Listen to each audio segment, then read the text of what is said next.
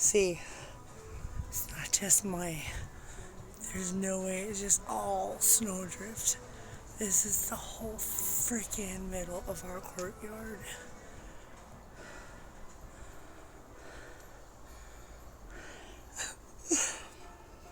And let me show you.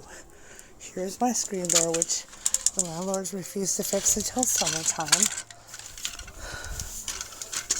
We'll stand this up.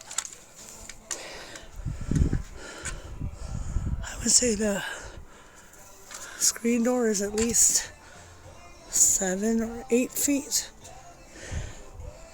And I can tell you right now, this was at 3 feet and melting.